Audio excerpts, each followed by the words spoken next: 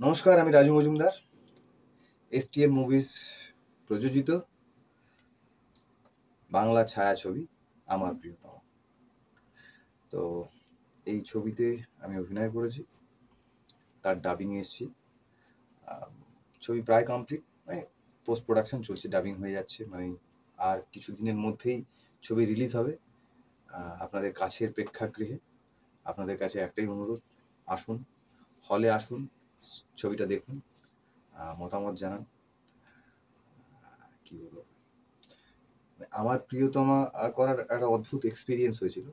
ফলে আমি এসে আমার এটার সঙ্গে ধাতস্থ হতে একটু সময় লেগেছে। হ্যাঁ, মাঝখানে অনেক কাজ করে ফেলেছি।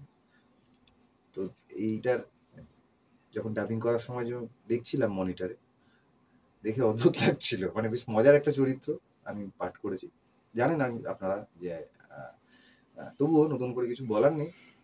তো মজার চরিত্র এবং ছবিটা ভীষণ ভালো হয়েছে। আমি আজকে পুরোটা দেখলাম। আপনাদের কাছে আবারও একবার অনুরোধ, আপনারা অবশ্যই মানে যখন রিলিজ হবে কাছের প্রেক্ষাগৃহে আসুন, দেখুন, মতামত জানান। ভালো থাকুন, সুস্থ থাকুন, ধন্যবাদ। সপ্তসুর এন্টারটেনমেন্টের আমার প্রিয়তমা ছবিটা শুট করতে আমরা গিয়েছিলাম বনগাঁও। একটা ভীষণ ভালো এক্সপিরিয়েন্স, সারাটা দিন জমিয়ে মজা করে সমস্ত মানে অনেকে মিলে একটা বেশ হই হই করে কাজটা হয়েছিল। হ্যাঁ, করে তো ফেলেছিলাম হই হই করে। তার ডাবিংটা আমরা বেশ কিছু বছর পরে করতে বাধ্য হলাম, বিভিন্ন কারণ থাকে। টেকনিক্যাল, একটা সিনেমা তো একটা বড় কাজ। আমরা কয়েক ঘন্টা দেখি, সেটা ভালো না খারাপ খুব সহজে বলে ফেলি, কিন্তু পেছনের কর্মযোগ্যটা তো আমরা জানি, কত পরিশ্রম, কত রক্ত, কত জল থাকে। এনিওয়ে, তো সেটা করে ফেলেছিলাম, কিন্তু আজকে ডাবিংটা ছিল, সেটা করতে এসে বুঝলাম যে না, মানে একদিনের হলেও বেশ খাটিয়েছিল এরা আমাদের সপ্তসুর। কিন্তু রাজ খুব নিমেষে তার হাতের ছোঁয়ায় ডাবিংটা কমপ্লিট আমরা করতে পারলাম। অনেক। আমি বিশ্বজিৎ চক্রবর্তী বলছি।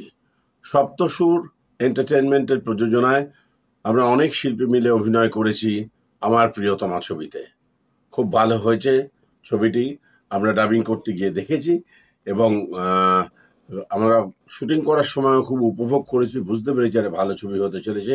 পুজোর পরেই রিলিজ করবে আমার প্রিয়তমা, আপনারা সবাই দেখবেন দয়া করে। নমস্কার। সপ্তসুর এন্টারটেনমেন্টের আমার প্রিয়তমা ছবিটা শুট করতে আমরা গিয়েছিলাম বনগাঁও। একটা ভীষণ ভালো এক্সপিরিয়েন্স, সারাটা দিন জমিয়ে মজা করে সমস্ত মানে অনেকে মিলে একটা বেশ হই হই করে কাজটা হয়েছিল।